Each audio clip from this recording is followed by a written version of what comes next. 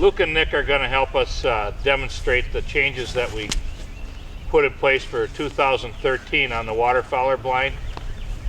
So when you take your blind out of the bag, you'll find the soft goods rolled around the frame pieces, and on the very outside is your actual shooting panel. The way we recommend to always start building your frame is to take these two frame base pieces, and you'll notice when you look at these that they've got some set screws on one side, and you always face the set screws towards the inside of your frame. You'll notice on the cross members on the blind that about half of them have color coding on the end of the cross piece. We've got green, yellow, red, and orange. It's important to pay attention to the matching the colors up. Some of them don't have any colors, and we'll show you where those pieces go as well.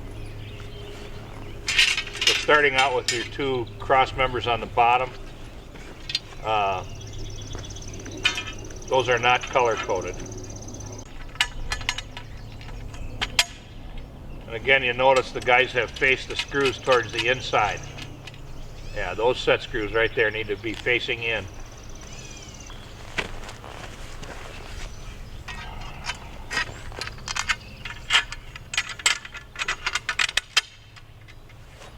As we put our bolts together on the blinds, we hand tighten them until we're completely assembled.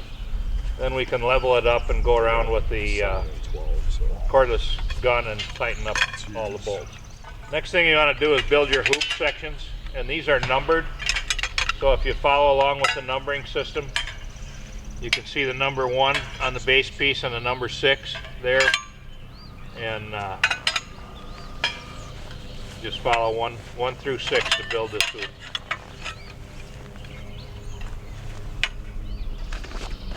One to one.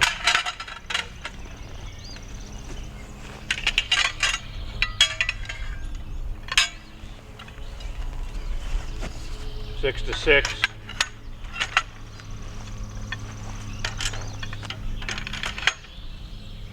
And on around. And now we're going to put one of our first cross members on there, and this will be green. So if you see where Luke is fastening that, you got a green color code on the number 5 hoop, and you have green on the horizontal.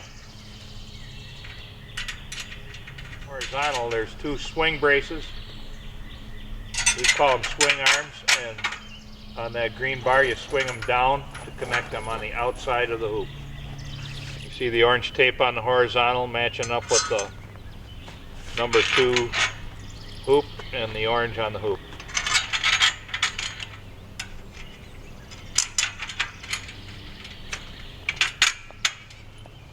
Then your other orange bar goes on the inside of the hoop.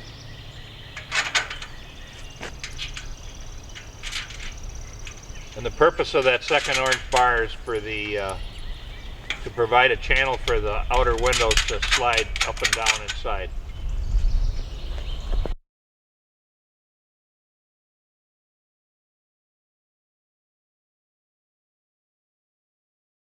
Now we're going yellow to yellow.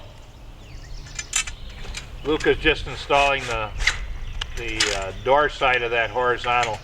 We use a shorter bolt on that door side so that there's nothing there to catch your clothes or your hat when you're walking in through the door.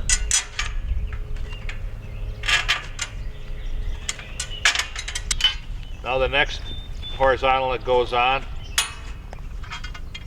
is not color coded, right at the hoop, the number 3 location on the hoop there.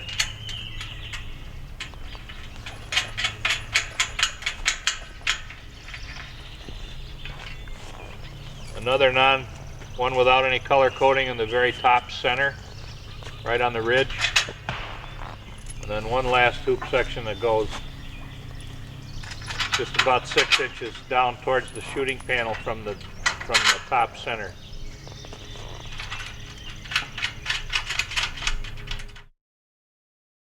The verticals ship in 2 pieces because of the shipping constraints on the package size, so we splice these back together. You remove the set screw, the hole is pre-drilled in the stub piece there. You line up the hole and reinstall the set screw, and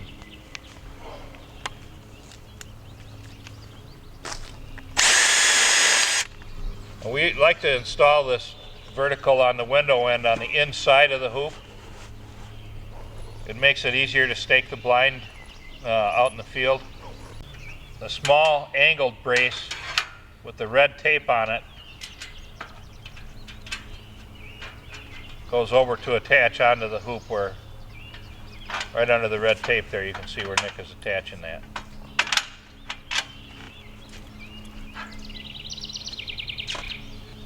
Now you'll notice when you go to finish bolting up this vertical brace, it looks like it's not long enough. But what you need to do is pull down on the hoops and spring load them a little bit, and that'll add a bunch of strength and take out any vibration or any rattling noise. It just firms your blind frame up very nicely. Okay, now we'll go to the door end.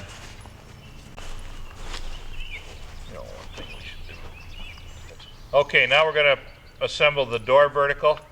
First of all, you'll notice that it's got door written on it, so you know which one you're working with here. The other way to tell is that there's two 5/16 holes that are drilled in the door tube for the hinge bolts, and we'll be using those in a minute.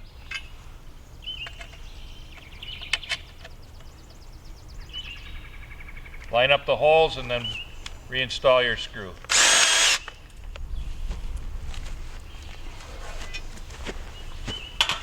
And you watch this angle brace that's got the red tape on it. It goes from the bottom of the door vertical over to the hoop.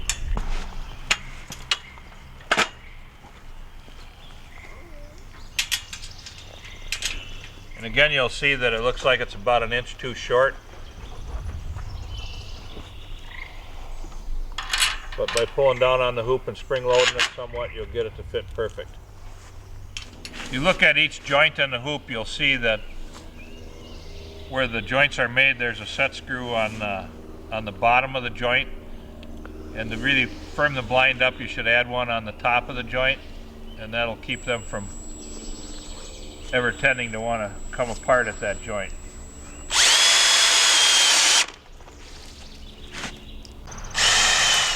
Now we're going to put part of the door frame together on the door end here. You take the horizontal on the bottom of the door, take that bolt off, and bolt it up to the vertical. I'll put that brace on.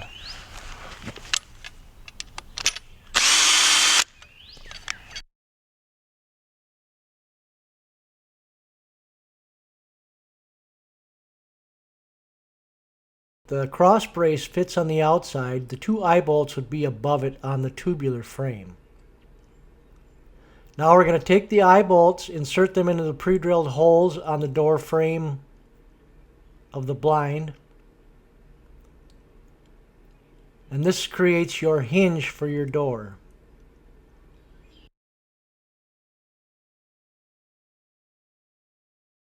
The last part of the frame we're going to install is a drop-away shooting panel.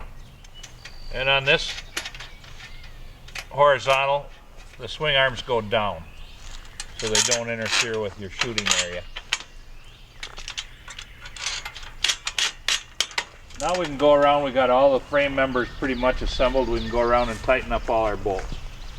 We use a 1/2-inch drive socket. What I like to do first is the 3 bolts here, which I call the vertical, and the diagonal. Just squares it up. And as you can see, when Luke is tightening these up, he just needs to hold the nut with his fingers. And we've simplified the latching mechanism on the waterfowl panel, and I'm going to demonstrate this before. I want to come inside here and get a view of it before we hook it up. Put the blankets on it, but you can see a stud protruding out from there. And we just slightly push this up behind that and catch it. And the same thing with this one here. And then when it's time to actuate the panel, all it takes is just a click down. Now they're going to install the bungee cords. You simply loop the bungee around the hoop bring it back over to the other end, and the bungee has a hook on the end of it. So once you've got it looped, you just stretch it over to the other hoop,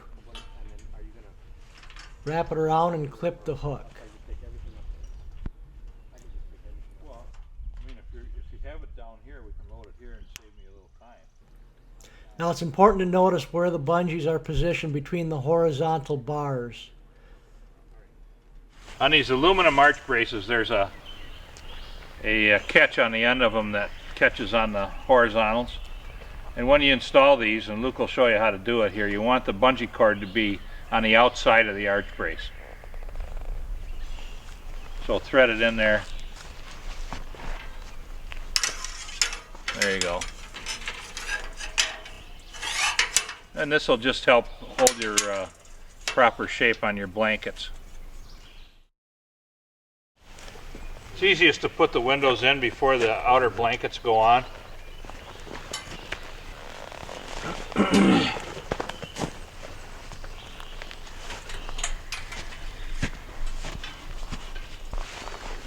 You notice Nick is sliding the window in between the two horizontals. That's the channel that we talked about before. And snap around the bottom horizontal. You can slide these left or right to match up to your window opening and your outer blanket. If you move them sideways, it'll hold them nice and tight. This is one of the unique things about our window system, is that you're able to position them all the way open, all the way closed, or anywhere in between, and they'll sit there and stay there, but you can move them quietly. Luke is going to hook the one up on the door end now.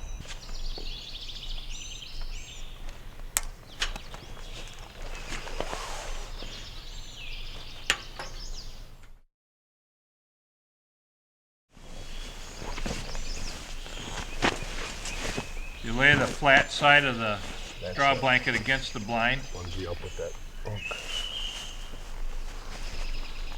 You'll notice little connection hoops and loops that go onto those set screws that we talked about in the very beginning. Having those set screws facing in on the blind frame. And this is why. This is how we make our hookup on the end blanket.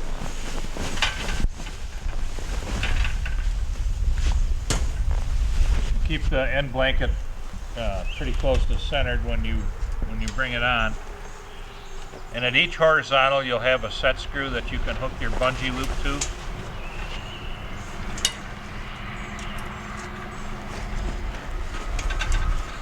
Can be hooked up in a matter of a couple minutes. Luca's just going inside to reposition the window so it fits the opening correctly.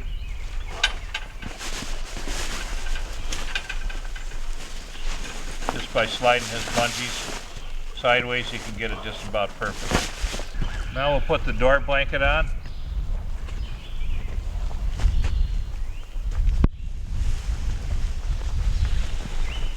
Start on the bottom in the same way we did the window end.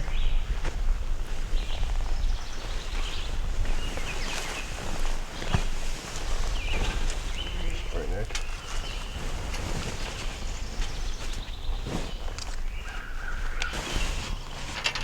When you go to hang this blanket on, make sure that that door is in the closed position. That horizontal is laying over next to the hoop. Then you can hook your blanket up.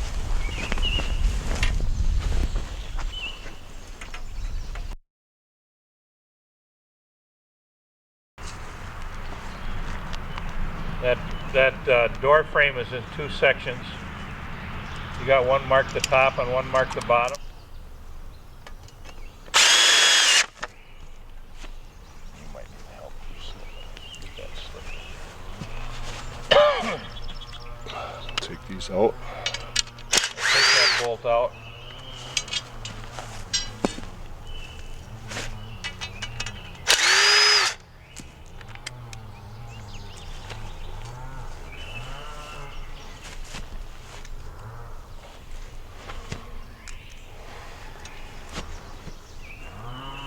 There's a hem sewn in the edge of your door blanket for the curved hoop section to go through. Put the head of the bolt on the inside.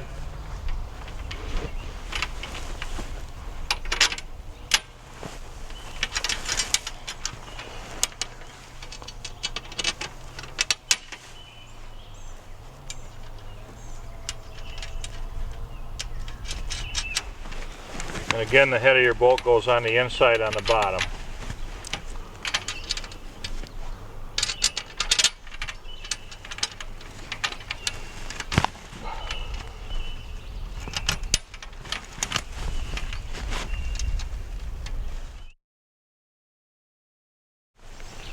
And you get your cylinder blanket positioned to put it on the blind. It has a large opening for the shooting panel, and the guys have that facing at the shooting panel right now. You'll see as soon as they open it up. Oh, it's pretty close. Now you got just a little bit of adjustment. Bring the grass fringe down just below that top bar, and we're ready to hook it up. There's 4 hookups on the bottom of each cylinder blanket. 2 longer ones and 2 shorter ones. The shorter ones are on the end. And they go to the set screw on the hoop. And the longer ones go up to that horizontal that's right below the windows. Once you're hooked up on that side, it works best to have one person on each side, and you kind of work your way around the blind, pulling and tightening as you go. Good to me? Yeah. And I'll just tip it up here for him to hook up the 4 loops on this side. All right, let's raise our shooting window now and hook it in the catches up there, Luke. Okay, it's in the up position now. So now you'll see we got a little gap down here. And what you'll do with your cylinder blanket is come right above where the bungee connectors are and make a hole in the shooting panel with your finger and stick these bungees through there. And then Luke's on the inside, and he's going to put a little stretch on them and bring them up to the fencing on the bottom side of the shooting panel.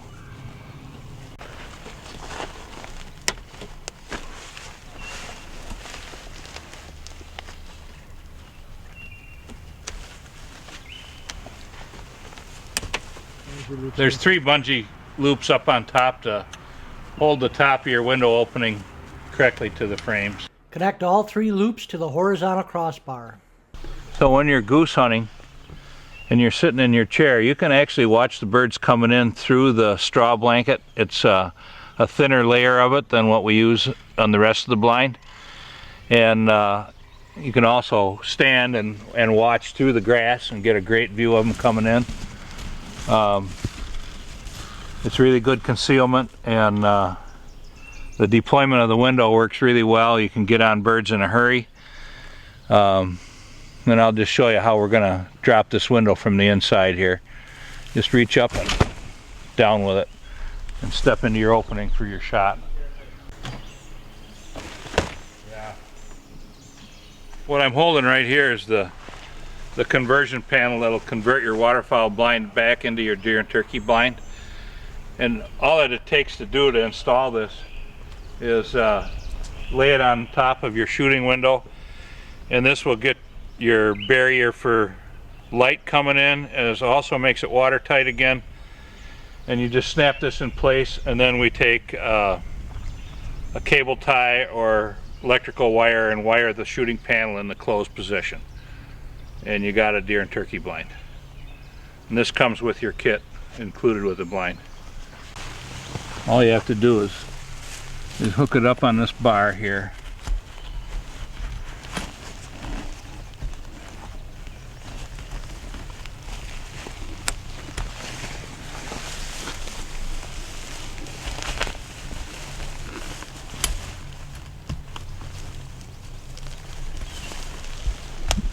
Then hold it forward out to here, and then bring your window up underneath it.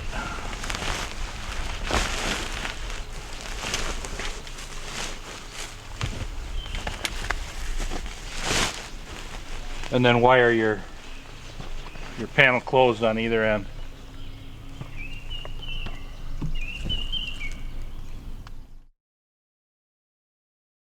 Just a little trick on hooking your door up on from the outside. I mean, you can try and stretch it and work in through the opening, but an easy way to do it is to just bring your door closed and reach inside the window. You can see where I'm reaching here.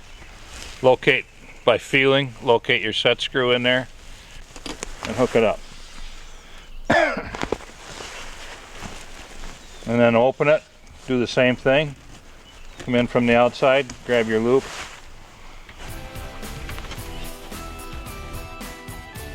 You now have a fully functional waterfowl blind that you can use for years to come. We hope you enjoy this blind, and check out our other products at bailblinds.com.